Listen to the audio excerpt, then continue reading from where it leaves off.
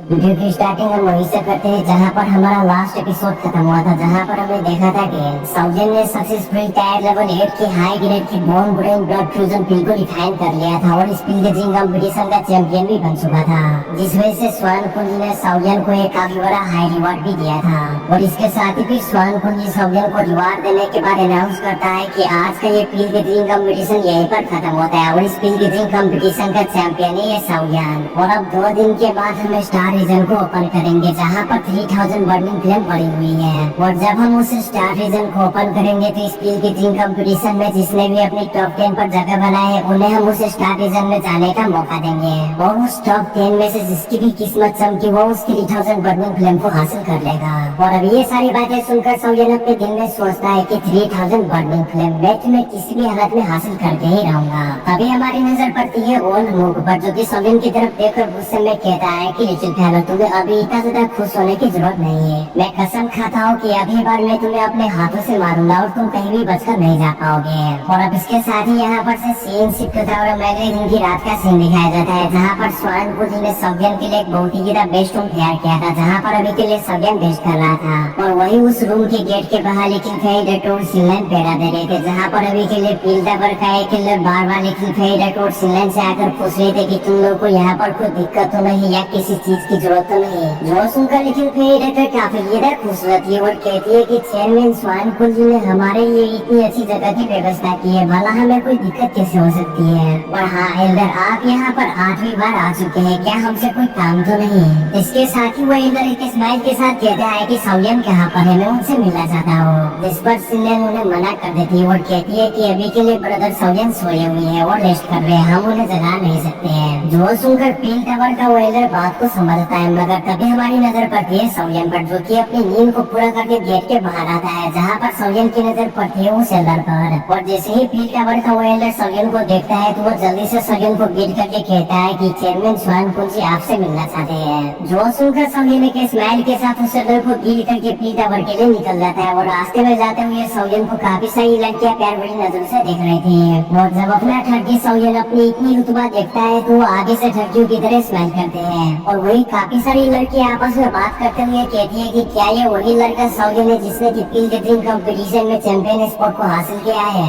ये लड़का तो बहुत ही हैंडसम है, अगर मेरा बस चले तो मैं उसी से शादी करूंगा। और जब अपना ठगी साउजन ये सारी बातें सुनता है तो वो खुद को संभाल नहीं लेता पड़ा, वो ठगियों की तरह स्माइल कर रहा था और कहता है कि मुझे तो पता ही नहीं था कि पील टावर में मेरे इतने ज्यादा फैन है। और ये कहकर साउजन काफी स्पीड से वहाँ से निकल जाता है और पील टावर के असेंबली हॉल के गेट के सामने पहुंच जाता है और उसे खटखटाता है, जिसके साथ ही अंदर से आवाज आती है कि साउजन तुम अंदर जा। जो सुनकर साउजन उस हॉल में एंटर हो जाता है और जैसे ही साउजन उस हॉल में एंटर होता है तो साउजन की नजर लीडरशिप पर पड़ती है, जहाँ पर 3 एल्डर खड़े थे, जिनमें से एक था चेयरमैन स्वान कुंज, दूसरा था मास्टर यालो के बंदी स्वान जी और तीसरा था टैनली। और वही नीचे काउलिंग, डैन चैन और सोंगकोंग भी खड़े थे, जिन्हें देखकर साउजन हैरान होकर कहता है कि सभी के लोग यहीं पर खड़े हैं, जरूर यहाँ पर किसी चीज के बारे में इम्पोर्टेंट डिस्कस होने वाली है। और अब इसके साथ ही स्वान कुंज आगे से कहता है कि जैसा कि अब तुम सब यहाँ पर आए तो चलो हम इम्पोर्टेंट चीज पर बात कर लेते हैं, क्योंकि मैंने तुम लोगों को यहाँ पर किसी इम्पोर्टेंट मैटर पर ही बात करने के लिए बुलाया है, तो चलो हम शुरू करते हैं। लेकिन स्टार्ट करने से पहले साउजन तुम यहाँ पर आओ और इन 2 सीनियर से मिलो। ये है पील टावर का थर्ड हेड कैनली। जो सुनकर साउजन के स्माइल के साथ उसे ग्रीट करते हुए कहता है कि मैं हूँ साउजन एल्डर कैनली, मैं आपको ग्रीट करता हूँ।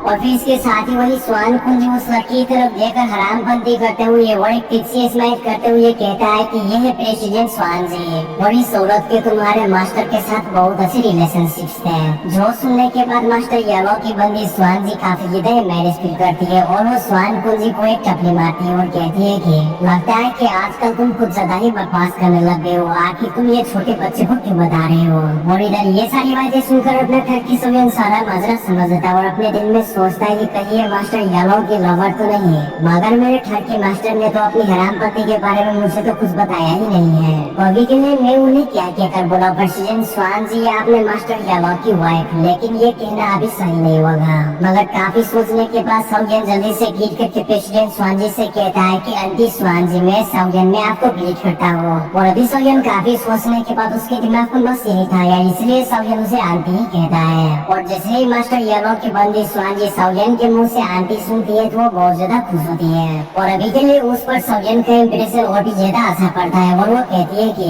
देखो ये कितना प्यारा लड़का है वो लिटिल फेलो, तुमने पील के दिन कंपटीशन में बहुत ही अच्छा किया। इस बार याओ चेन ने फाइनली एक अच्छे डिसाइपल को अडॉप्ट कर लिया, वाह क्या बात है। लेकिन इधर अपने हरामी सौजन तो अपने ही सोचों में लगा हुआ था और अपने दिल ही दिल में सोचते हुए कहता है कि प्रेस्टिजियन स्वान ये अपनी जबानी में तो बहुत ही ज्यादा खूबसूरत और प्यारी होती होगी और मेरे मास्टर भी काफी ज्यादा प्यारा होता होगा, इसलिए तो इन दोनों का जोड़ बनता होगा, वरना ये मेरे मास्टर का लवर ऐसे ही तो नहीं बन गई होगी। मेरे मास्टर तो मुझसे भी बड़ा ठगियों का प्रिंसिपल निकला, वो तो अपनी जबानी में मुझसे भी ज्यादा हराम बनती और ऐश की है। मुझे तो अभी पता चला अपने मास्टर के खान के बारे में, पता नहीं और भी क्या क्या किया होगा उसने। और अब इसके साथ ही हम देखते हैं कविंग और डैंस एंड सौजन के काफी करीब आ जाती है और सौजन से पूछती है कि तुम्हारे मास्टर का नाम क्या है और तुम्हारे मास्टर का और प्रेसिडेंट स्वान का आपस में रिलेशन क्या है, कहीं तुम्हारे मास्टर वही तो नहीं जिसका कि नाम प्रेसिडेंट स्वान जी हर वक्त लिया करती है। जो सुनने के बाद सौजन इससे पहले कि कुछ बोलता स्वान कुंज थोड़ा खांसी करते हुए कहता है कि जो पास्ट की बात है उन्हें भूल जाओ, अभी के लिए हम मेन मुद्दे पर आते हैं। और इसके साथ ही फिर स्वान कुंज उन चारों से कहता है कि हम 2 दिनों के अंदर अंदर स्टार रीजन को ओपन करने वाले हैं और इस पील गैदरिंग कंपटीशन का जो विनर है वो पहले जाकर 3000 बर्निंग फ्लेम को हासिल करने की कोशिश करेगा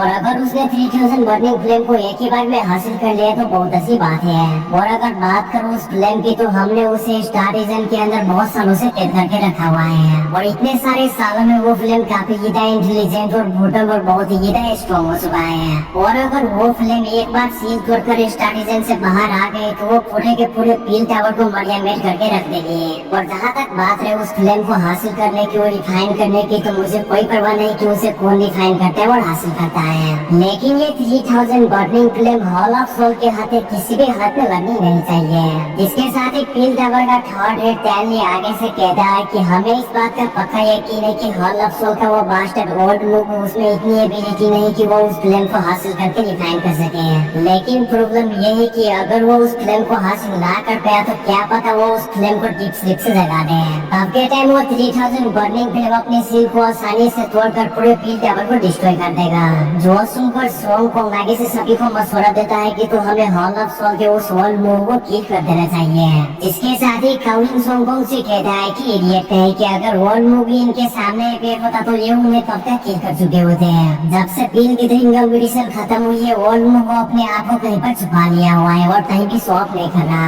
मुझे लगता है कि जब स्टार रीजन ओपन होगा तभी ओल्ड मूव वहाँ पर अपेयर होगा। और अब इसके साथ ही फिर स्वान कुंजी कहता है कि जब हम स्टार रीजन को ओपन करेंगे तो हम तीनों के हेड बाहर ही रुककर सिल्वर डिफेंस करेंगे और तुम चारों के बच्चे अंदर जाकर उस 3000 बर्निंग फ्लेम को रिफाइन करने की या हासिल करने की कोशिश करोगे और उस ओल्ड मूव का मुकाबला करोगे। जो सुनकर सोंग कुंग जो कि पहले भी पील रेलम में कविंग को छोड़कर भाग गया था वो बहुत ही डर जाता है ओल्ड मूव का सामना करने से और वो डरते हुए कहता है कि आप लोग तो हमें मोगू से डायरेक्टली फाइट करने को कह रहे, वो तो बहुत ही स्ट्रॉन्ग है, मेरी तो पहले भी फट चुकी है और अभी तो सुनकर ही फट गई है। और इधर कविंग सोंग कुंग की फटी हुई आवाज को देखकर अपने दिल में कह रही थी कि साले हिजड़े छके कहीं के तुम मुझसे दूर रही हो, तुम मेरे सामने मत आ जाएगा, मैं तुम्हें नहीं जानता कि तुम कौन हो। और अभी के लिए कविंग सोंग कुंग से इतना ज्यादा गुस्सा इसलिए था क्योंकि पिछले वाले हादसे में सोंग कुंग ने कविंग को मरने के लिए छोड़कर वहाँ से भाग गया था। वो तो सौजन था जिसने कि कविंग को बचा लिया था वरना तो कविंग आज जिंदा भी ना हुआ था।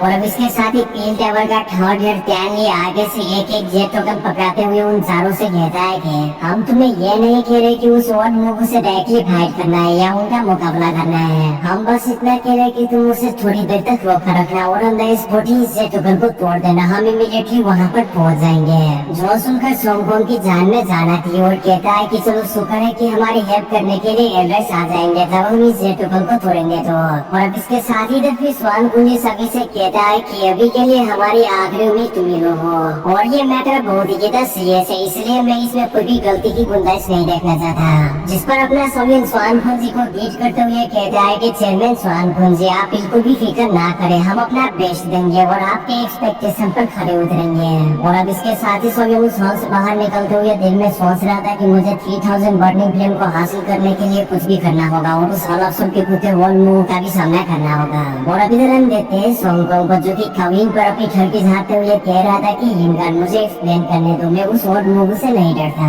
मैंने ये सब किसी पर्पज से ही कहा और मैं उस पील विषय में जो तुम्हें छोड़कर गया था वो भी किसी पर्पज के साथ ही गया था। लेकिन कविंग उनकी एक नहीं सुनता क्योंकि कविंग अच्छी तरीके से जानता था कि ये उन्हें बहलाने के लिए ये सब कह रहा है। असल में ये तो बहुत ही बड़ा फटू है, इसलिए काविन सोंगकोंग से जान छुड़ाने के लिए सौयन के घरे जाकर पड़ जाती है और सौयन को जाकर गले लगा देती है। और जब अपना ठरकी सौयन काविन की ये हरकत देखता है तो वो कहता है कि तुम ये सब करना बंद करो। मगर काविन सोंगकोंग की तरफ देखते हुए कहती है कि अगर तुम ऐसे ही मेरे पीछे पड़े रहे तो सौयन कहीं इसका गलत फायदा न उठा ले। जो देखकर और सुनकर सोंगकोंग की पूरी तरीके से फट जाती है और वो चिल्लाते हुए कहता है कि आखिर तुम दोनों में ये सब कब से चल रहा है। जिसके साथ ही काविन की वजह से स्माइल करते हुए कहती है कि जब से मैं सौयन से मिली हूँ मैं तब से ही सौयन को पसंद करती हूँ। ये काफी हैंडसम, प्यारा और गिफ्टेड है। अब काविन की ये बात सुनकर सोंगकोंग की आंखों में से पानी जाता है और वो हकलाते हुए कहता है कि मैं तुम दोनों को माफ नहीं करूंगा। और ये कहकर वो वहाँ पर से भाग जाता है, क्योंकि अभी के लिए काविन ने सोंगकोंग का दिल पूरी तरीके से तोड़ दिया था, मतलब की ब्रोकन हार्ट।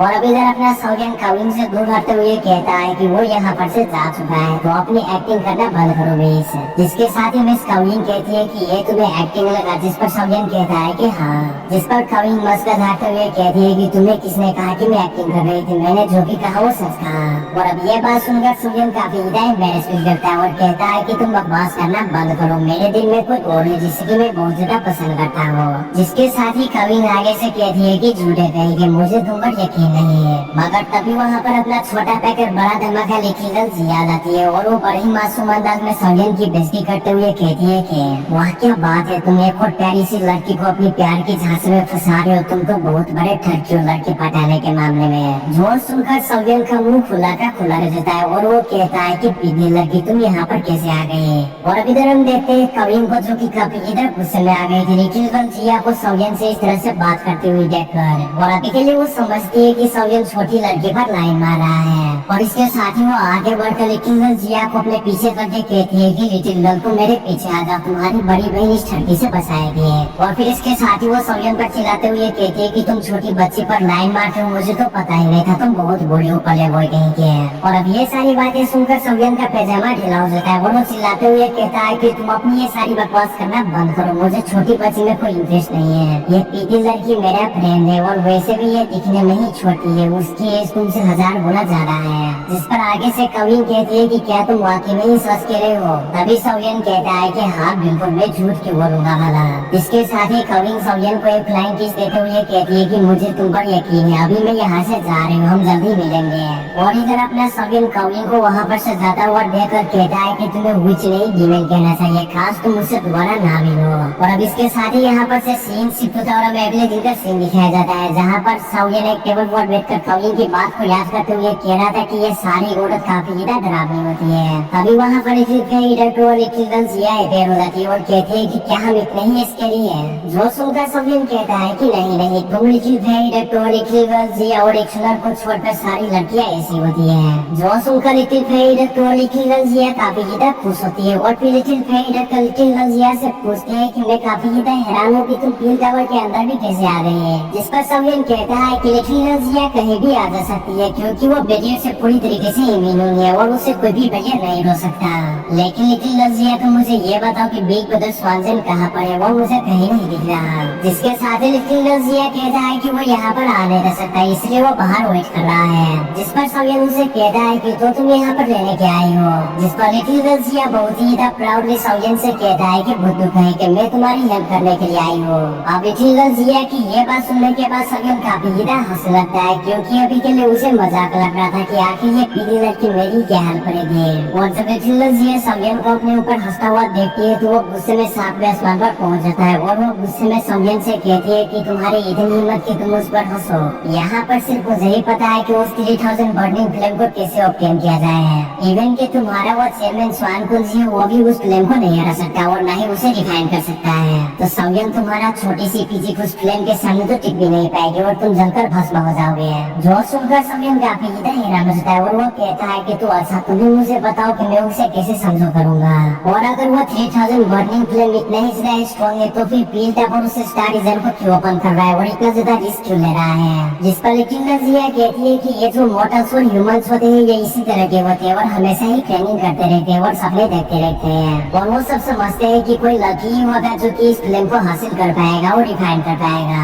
मगर ऐसा नहीं है, ये जो एसेंस फायर है वो बहुत ही ज्यादा इंटेलिजेंट हो चुका है और बहुत ही ज्यादा हद तक स्ट्रॉन्ग हो चुका है और अभी के लिए वो इतना ज्यादा इंटेलिजेंट और स्ट्रॉन्ग हो चुका है कि सोलियन अगर तुम उसके सामने ऐसे ही जाओगे तो वो तुम्हें ही ऑब्जर्व कर लेगा। और इधर अपना सोलियन जब रिट्रीवर जिया की ये बात सुनता है तो वो काफी ज्यादा हैरान हो जाता है और वो रिट्रीवर जिया की बातों पर हाँ में नोट करता है और कहता है कि तुम मुझे क्या करना चाहिए उस 3000 बर्निंग फ्लेम को हासिल करने के लिए। अब सोलियन की ये बात सुनकर रिट्रीवर जिया अपनी मुंह फुला लेती है और काफी ज्यादा नखरे करने लगती है और कहती है कि तुम पहले मुझसे सॉरी बोलो और मुझसे रिक्वेस्ट करो कि क्या तुम्हारे पास और कोई रास्ता है 3000 बर्निंग फ्लेम को हासिल करने का। और वैसे भी के लिए सोलियन के पास और कोई रास्ता नहीं था, इसलिए वो रिट्रीवर जिया की काफी ज्यादा तारीफ करता है और कहता है कि यह मेलेडी आप बहुत ज्यादा इंटेलिजेंट और खूबसूरत है, क्या आप हमें बता सकते हैं कि मैं 3000 बर्निंग फ्लेम को कैसे हासिल करूंगा। जिस पर रिट्रीवर जिया फिर से अपनी मुंह फुलाते हुए कहती है कि हालांकि मेरे पास एक रास्ता तो है लेकिन मैं भला तुम्हें क्यों बताऊं, मुझे इससे क्या फायदा। जो सुनकर सोलियन काफी ज्यादा खुश होते हुए रिट्रीवर जिया से कहता है कि आज के बाद मैं तुम्हें अनलिमिटेड मेडिसिनल कैंडीज बनाकर दूंगा। जिसके साथ ही रिट्रीवर जिया और सोलियन के बीच जीरो जाती है और रिट्रीवर जिया सोलियन को अपने पास बुलाती है और कहती है कि रुको मैं तुम्हें एक चीज दिखाती हूँ। और ये कहकर रिट्रीवर जिया अपने हाथ पर एक छोटे से ड्रैगन को अपेयर करती है और कहती है कि देखो ये है 3000 बर्निंग फ्लेम की रियल फॉर्म। जो देखकर सोलियन की पूरी तरीके से फट जाती है और वो कहता है कि ये 3000 बर्निंग फ्लेम तो एक बड़ा सा ड्रैगन है। जिसके साथ ही इधर अपनी प्रीति जिया बहुत ज्यादा खुश होती है, कहती है कि ये जो 3000 बर्निंग फ्लेम की ड्रैगन फॉर्म है ये एक्चुअली में हमारी फॉर्म है, यानी कि मेरी original form ancient world dragon की है और मैं एक एंशिएंट ड्रैगन ट्राइब से बिलोंग करती हूँ। जो सुनने के बाद सोलियन के पैरों तले जमीन खिसक जाती है और वो बहुत ही हैरान होकर कहता है कि क्या तुम सच में एंशिएंट वर्ल्ड ड्रैगन ट्राइब से बिलोंग करती हो और तुम एक ड्रैगन हो। जिस पर रिट्रीवर जिया कहती है कि हाँ बिल्कुल, मैंने तुम्हें बताया नहीं था कि जब हमारे रास्ते अलग हुए थे तो मेरे क्लैन के मेट्स मुझे लेने के लिए यहाँ पर आ गए थे और मुझे लेकर ड्रैगन आइलैंड पर चले गए थे। जिस पर सोलियन कहता है कि नहीं नहीं तुमने मुझे ये सब कहाँ बताया था।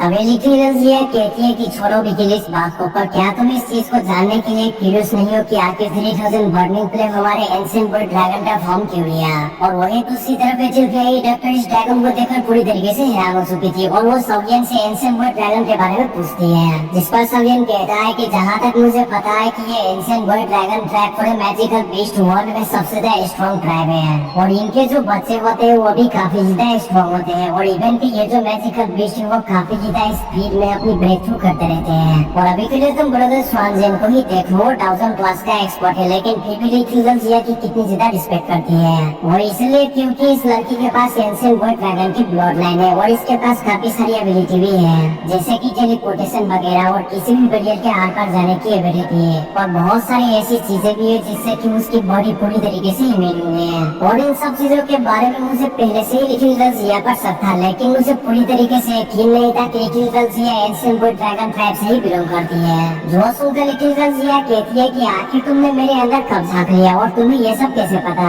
जिस पर सोलियन कहता है कि अभी के लिए तुम इस बात को छोड़ो, पहले तुम मुझे ये बताओ कि तुम लोगों के क्लैन और इस 3000 बर्निंग फ्लेम के बीच आखिर कनेक्शन क्या है। अब सोलियन की ये बात सुनकर रिट्रीवर जिया आगे से कहती है कि सिंपल सी कनेक्शन है, क्योंकि ये जो 3000 बर्निंग फ्लेम है उसने हमारे एंशिएंट वर्ल्ड ड्रैगन के फॉर्म इसलिए ली है क्योंकि हमारे एंशिएंट वर्ल्ड ड्रैगन के ट्राइब के लोगों ने ही इस फ्लेम को पाल पोस कर बड़ा किया है। जो सुनकर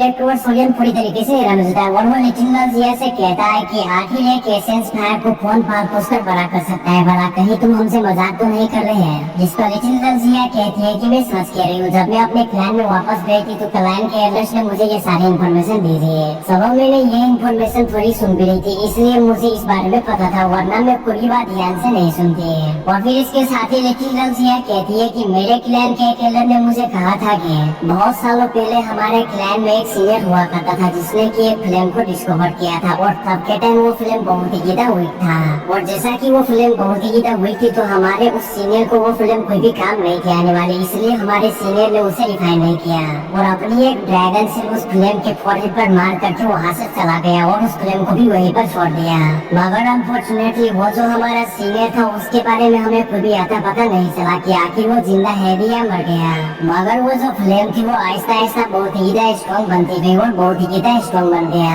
और इसी बीच अनफॉर्चुनेटली उसे पील टावर ने डिस्कवर कर लिया और उसे स्टार रिले में कैद करके उस पर सिर लगा दिया। और जब इधर अपना सोलियन रिट्रीवर जिया की ये सारी स्टोरी सुनता है तो वो बहुत ही ज्यादा हैरान होता है और कहता है कि मैंने कभी नहीं था सोचा कि 3000 बर्निंग फ्लेम के पीछे इतना बड़ा स्टोरी होगा। और फिर सोलियन रिट्रीवर जिया से कहता है कि अगर तुम्हारे क्लैन के एल्डर्स ने उस पर सील लगा दी है तो फिर मैं उस 3000 बर्निंग फ्लेम को कैसे हासिल करूंगा। जिस पर रिट्रीवर जिया कहती बोलती है कि रुको रुको, इतनी भी जल्दी क्या है, ये वीडियो खत्म हो गया है, तो जाकर के पहले वीडियो को लाइक कर दो और मेरे चैनल पर नए हो और पहली बार चैनल को सब्सक्राइब कर दो। मैं मिलता हूँ सभी से नेक्स्ट वीडियो में, तब तक के लिए मस्त रहो।